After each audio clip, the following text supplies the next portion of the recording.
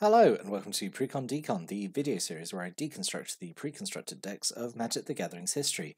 In this video we're going to keep looking at Magic 2013 and then we're going to move on and look at Sole Domination, which is a white and black deck. And I'm just going to say now, I'm going to be really biased towards this deck because this is generally, I think, one of my favourite precons possibly ever. So I'm going to be super biased towards this one because it uses one of my favorite mechanics, which is Exalted. But we're gonna get into that. I'm going to try and remain subjective, but probably not. So we got the deck list here. So we got 26 creatures, 5 enchantments, 4 instants, 1 artifact, and 24 land. We got a mana curve off to the side there. So let's dive in. So let's start looking at this. I'm going to start gushing. So, as I said, the theme of the deck is Exalted, which is a keyword that was introduced in Shards of Alara. It was the faction keyword of the Bant Shard, which was white, green, blue. And Exalted basically means if you have a creature that attacks alone, it's the only creature you got that attacks, it gets +1/+1 till end of turn for every Exalted permanent you control. So the idea being is that, this is actually the really fun thing. This is why I really like this deck, and partly why I really like N13. So in Bant, in Alara, the idea was that on that plane, the armies of Bant would send forth like one champion who is empowered by all the others who are all like cheering him on. That creature is like the chosen champion, gets all the exhausted bonuses, so it can so it can be unopposed basically by even the strongest enemy creatures. What I really like it being in black is that it takes that kind of idea of like the very white concept of we're all cheering you on, you're our champion, go and get them. The black version of Exalted is just like, I'm the best. Like it's the complete opposite. It was like this real like arrogance and kind of like tyranny, out for themselves, being like, yep, so I'm gonna show you all how it's done. So I really like that, and it's a really fun way that like a keyword can have so much like flavor, which is something I really value. So Exalted was essentially the white-black kind of draft archetype, I would say, for M13, because it only shows up in white and black. I would argue Exalted could show up in red, but that's, I think, probably an argument for another day. I just want every colour to have access to Exalted because it's one of my favourite keywords. And it's sort of carrying on this tradition that sort of M11 and M12 did, where they brought back a keyword from sort of the previous set, because M11 brought back Scry, M12 brought back Bloodthirst, and now we've got M13 bring back Exalted, and I think it's a really fun keyword. Anyway, I'm going to stop banging on about Exalted because I love it so much. Anyway, so the foil face rare is Nephrox, Overlord of Grixis. So 4 and double black for a 5/5 flyer, which is already, I feel that's pretty good. So it has Exalted. So if gives a bonus to anything that attacks alone, probably going to be him, because he's got an ability when he triggers, when he attacks alone. Whenever he attacks alone, defending player has to sacrifice a creature. So if he attacks on his own, he's a 6/6 flyer, and also your opponent's having to sacrifice a creature. So really super good, really big chunky guy in the air, flying over, killing off opponents' creatures. Really good. And it is, I do think it's funny that like he's from Grixis, which is like one of the other Alara shards, and he's using the Bant keyword. I just think it's really funny. So then his like synergistic creature essentially is Servant of Nephrox, 2 and a black for a 3/1 that has Exalted, which is pretty solid. Which means if it attacks alone, it's a 4/2, or it buffs up the other things, and later in the game it's just there to make Nephrox bigger and scarier. So yeah, really happy there's 3 of these. Well, this is like, I think, the main Exalted card in the deck. This is it's the one you got the most copies of. And then we've got two Duty Bound Dead, which is 1 black mana for a 0/2, which has Exalted, and it has 3 and 1 black to regenerate it. So the regeneration cost is a bit expensive. However, I think this is like a really perfect Exalted creature because, so 1 black mana, it's a 0/2, it can stand back and defend, which means a bigger creature can attack on its own and get the bonus from this. In a pinch, it can attack itself and become a 1/3, which for 1 black mana is like, it's alright, I suppose. And it can regenerate, so late in the game, when it's sort of powering up your one creature that's attacking, you know, it can also stay back and be fairly defensive. So actually, I really wish there'd been 3 of Duty Band Dead as well. It's an all-star. Because if you've been watching these videos for any amount of time, back in, I want to say January, when I said I was going back to my local game shop, one of the decks I rebuilt was my old mono black Exalted deck, which is, I will admit, completely jank, but I have so much fun with that deck. And Duty Band Dead is that is a 4 of in there. So we've got 2 Duskmantle Prowler, so 3 and 1 black for a 2/2. Has haste and Exalted, which is really, really nice, honestly. So this could come down, swing straight away on its own, and it's a 3/3, which for 4 mana is fine. So rare as well to see like a haste creature in black. I mean, I know black gets haste occasionally, but it still happens rarely enough for it to be like noticeable. Like no one really expects it that much, I suppose. This is also nice as well if you've got kind of a bunch of maybe like Duty Band Dead and the Servant of Neferox.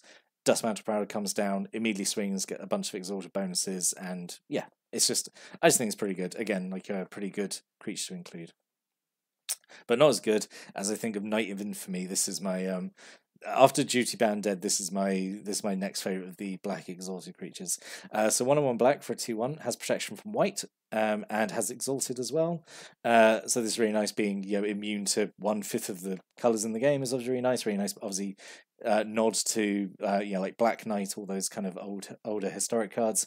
Yeah, it's really nice, and also like it's a 2-drop with exalted. So the dream is turn 1 Duty Band Dead, turn 2 Knight of Infamy. Duty Band Dead swings for 2 on turn 2, which is like in black is obviously like pretty good. So yeah, and then Knight of Infamy can then start swinging as well.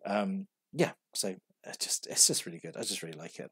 I'm going to gush so much about Exalted, because attacking with one creature is usually never like that great an idea, because it's putting all your eggs in one basket. But I love the idea of it so much. And then we have a single Knight of Glory, so obviously Knight of Infamy's sort of mirror opposite here. So 1 and a white for a 2/1, which has protection from black and exalted. So that's nice, just another exalted. About half of the creatures in the deck have exalted, and which I think is sort of a right mix. So I don't think you want to go too much with it. You want to get creatures that benefit from the power toughness boost, as well as just kind of giving the bonus, I suppose, if that makes sense. So we have a single Guardians of Akrasa, so this is a reprint from Shards of Alara. So 2 and a white for a 0/4 with Defender and Exalted, so sort of in the same vein as Duty Bound Dead. Stays back, it's really perfectly defensive. It's not going to attack anyway, but it is going to buff up the thing that attacks, so that's pretty good. And then 2 Avon Squires, so 1 and a white, it's another Alara reprint, 1 and a white for a 1/1 flyer with Exalted as well. The fact that it's got evasion built in is also really nice, so this is one of the creatures in the deck that starts to like really benefit from attacking on its own and getting these exalted bonuses, because again it can buff up a stronger creature, or it can attack on its own, and it's got the evasion, so it's going to really benefit from also getting power toughness boost as well. So yeah, really really solid. Again, it's a shame there's only 2 of them, but like this is so good. I just love exalted so much. This is such favoritism in this video. And then absolute amazing reprint here. Vampire Nighthawk, all the way back from Zendikar. So 1 and 2 black for a 2/3 flying Death Touch lifelink. So this loves the exalted bonuses, right? So again, let's say the absolute perfect turn. Turn 1 Duty Band Dead, turn 2 Knight of Infamy, turn 3 Vampire Nighthawk, turn 4 maybe like Servant of Neferox or something else. Vampire Nighthawk swings, gets 3 exalted bonuses. You're attacking with a 5/6 flying Death Touch lifelink on turn 4. It's just that's just excellent, right? That's just this is a card that really really likes getting all the exalted bonuses. Yeah, super good. Also a full playset in my mono black exalted deck, because it just obviously benefits it so well. So yeah, super good reprint in M13, the Vampire Nighthawk, and a great inclusion in this deck, I think. We've got 2 Tormented Souls, 1 black mana for a 1/1. Can't block and is unblockable. So again, being unblockable really really good in this deck, where it's going to swing, get all the exalted bonuses, and just get through completely untouched and punch way above its weight. Honestly, it's really interesting as well because this was a card that was in M12, and in there it was for kind of triggering Bloodthirst, and in here it's fulfilling a very different purpose of like getting all the exalted bonuses and attacking as like a big unblockable attacker. Yeah, really, really good. A single Warclamp Mastiff, so 1 white mana for 1/1, has first strike. So this is essentially a functional reprint of the old Tundra Wolves, but it's it was weird that Tundra Wolves was white, honestly, because like wolves are traditionally never white. Wolves are usually green, so yeah, functional reprint to make it more domesticated, I suppose. But yeah, it's got first strike, and guess what? Really, guess what? Exalted really benefits this as well because it attacks on its own. It's gotten even bigger. It's got first strike, so it's even more of a hassle than to block. So yeah, just really, really good inclusion. So the other way of the deck is a bit weird. It doesn't, I don't think, fully gel with the deck. There is definitely a better choice this could have been, but we'll talk about it anyway. So Zathrid Gorgon, so 5 and a black for a 3/6 with Death Touch. So really chunky. 2 and a black, tap, put a petrification counter on a creature. It gains Defender and becomes a colorless artifact in addition to its other types, and its activated abilities can't be inactivated. So it's a really cool like flavor ability. It's literally turning someone to stone. It doesn't. They can still block. It's not an outright like pacifism effect, but it's a really interesting effect to see in black anyway. This kind of and also being able to turn off activated abilities is also pretty cool. It is unfortunate it requires a tap, because it means this is either swinging or staying back. But say if you've got one creature that's attacking, getting all the exalt bonuses, this maybe doesn't mind standing back. Also I wonder. This could do some weird rule stuff as well, because if you did it on an attacking creature, does it get removed from combat? If an attacking creature gains Defender in the middle of combat. That's interesting. My heart says it would keep attacking because Defender just stops you being declared as an attacker. Once you are attacking, then gaining Defender wouldn't remove it from combat. But that's interesting. If there's any judges, stick a comment below and would like to see if my suspicion is right.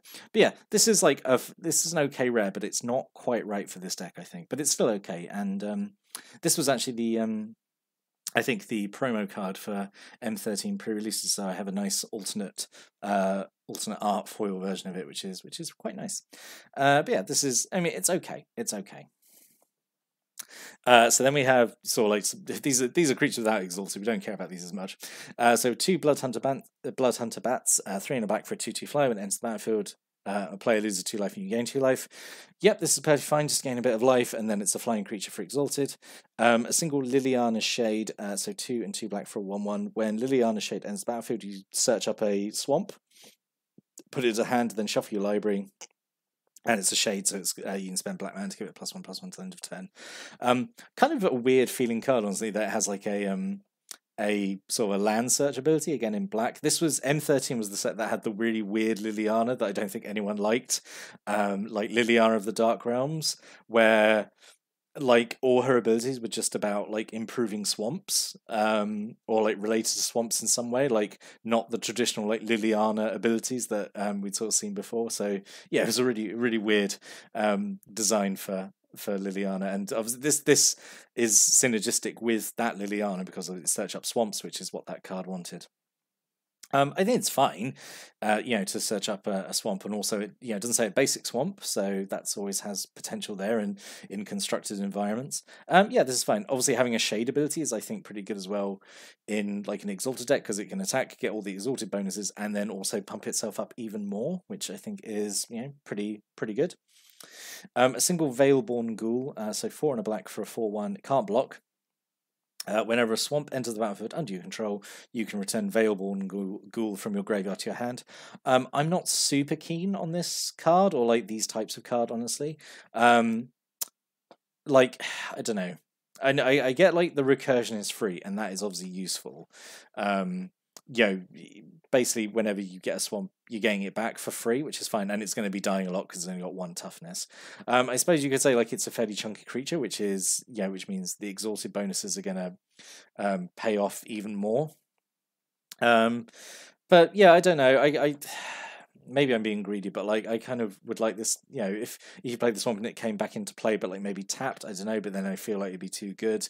Yeah, I don't know. I always just these kind of cards where like they're quite expensive because 5 mana is expensive, and at 4/1, but then it is quite frail as well. It's only got 1 toughness, but then it just keeps coming, I suppose. So I don't know. I'm personally not a fan of these types of cards, but I suppose I do see the potential in them, I suppose.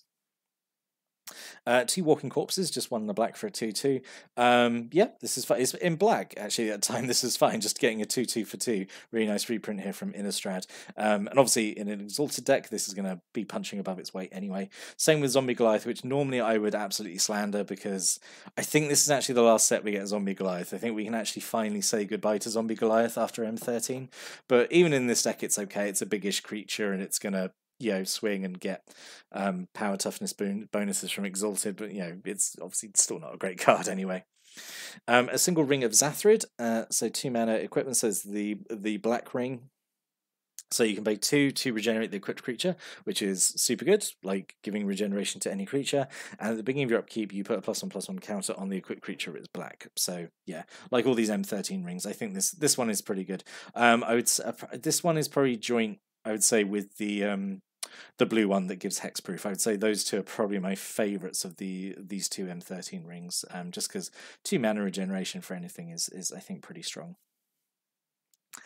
So we have a single Angelic Benediction, so 3 and a white for an enchantment which has Exalted, and then whenever a creature you control attacks alone, you can tap target creature, so you just get a blocker out of the way. It's just another nice source of an Exalted bonus. So yeah, this is good inclusion. A single Blood Reckoning, so 3 and a black. Whenever a creature attacks you or a planeswalker you control, that creature's controller loses 1 life. So it really dissuades your opponent like attacking you all out with all with all their creatures. I really wish this had Exalted. I think that would have been great if this had also had Exalted, because right? Because it's kind of like flavorfully, it's like forcing your opponent to like play by your rules, like going, I'm going to attack with just 1 creature, and like you're going to do the same, because if you don't, you're going to lose a bunch of life for attacking me with a bunch of your creatures. So you better only attack me with 1 creature as well. Yeah, I don't know. That's potential. I mean, it's fine that it doesn't have Exalted. This is a perfectly fine effect. It's essentially like hitting Miasma back from Ravnica, but it's slightly color heavy, less color heavy even. So yeah, I think this is fine. Just have 1 of these. Single Mark of the Vampire, 3 and a black for an aura that goes on a creature, gives it +2/+2 and lifelink. So fairly expensive for an aura, but it's a pretty good boost. And again, the lifelink really matters in a deck when you've got all the Exalted bonuses. You're going to be gaining more life off it. So yeah, I think it's a good inclusion. And then just 3, like a really good little batch of removal here. So we've got 2 Grax, just to get attackers and blockers out of the way. We've got 2 Cower and Fear, to give all your creatures your opponents control -1/-1 to end turn for 3 mana. So kill a bunch of small creatures. And it's an instant speed as well, which is really, really good. And then 2 Murders, and this is the first set, M13, where Murder was printed, and I loved this card when it was revealed, because it's 3 mana, which you could argue is maybe getting a little expensive, but it's just destroy target creature. It's 3 mana, destroy target creature, like no restrictions, it's not color locked at all. It's just destroy it, just fine. It's gone for 3 mana. Instant speed. I love this card, and like that artwork is so good. Again, Murder is another one of these cards that like that's why I really like M13, because it just gave us like a really nice, simple, elegant card like this, which is like, and it's crazy to think this just hadn't existed in the game before. Just a straight up, just 3 mana kill spell with like no conditions to it at all. You don't have to pay life or anything like that. Yeah, really. And there's 2 of them, and it's common, and it was great. And I just immediately play sets into every black deck I had at the time. Replaced all my Rend Fleshes, which I was using up until then. And then single Evolving Wilds, 8 plains, 15 swamps. Yeah. So what could have been? So as I said, I'm going to start off with the alternate rare. So Zathrid Gorgon, I think, is okay, but the really, really good choice, and I think actually probably would have been too good, is Disciple of Bolas. So 3 in the black for a 2/1. When it enters the battlefield, you sacrifice another creature, you gain X life, you draw X cards where X is that creature's power. This goes amazingly well with Exalted, because you attack your creature, it gets all its bonuses, And if it survives the combat, main phase 2, you play Disciple of Bolas, your exalted creature still has got all those bonuses because they last until end of turn, and then you draw a bunch of cards, you gain a bunch of life, and you like completely restock and refill ready for like future turns. So this would have been super, super good, and I think a good teaching point because it teaches about main phase 2 play, which I always feel like is something that like new players need a little bit of guidance and help on, because normally it's main phase 1, play everything, and then combat, and then end turn. That's in my experience what I've usually seen. So I think Disciple of Bolas would have been a great second rare to have. And then other alternate cards like Kite Sail as a bit of equipment just to give just give evasion, I suppose, which really benefits an exalted attacker. And Serra Angel, again, so the creature that really, really wants, like Vampire Nighthawk, it's like already like a solid creature on its own. But yeah, if you give it exalted bonuses as well, then it's gonna just do so well. It's gonna be an absolute superstar. This may be instead of the Veilborn Ghoul. As I say, I'm not really keen on that ghoul, but as I said, the majority of the deck I think is really good. As I say, I'm saying this with like such absolute like favoritism because as I say, Exalted is one of my favorite mechanics, and I just think it was so nice to see it brought back in this way, and like in black as well, where it gave it like this really like unique, fresh feeling. Yeah, I just loved it. So I've banged on enough about this deck and like my inappropriate love of Exalted as a mechanic. What are your thoughts on this deck? Did you like it? What do you think of Exalted being in colors other than white, blue, green? Do you think it makes sense in black? Do you think it makes sense in red? Stick a comment below if you have any thoughts about that, or like the deck in general. Spoilers, this is going to go on the top 5 list, obviously, because, absolute favoritism on this one. But I'll be back next time. I'm going to look at another M13 intro pack. But until then, thanks for watching and listening, and have a great day.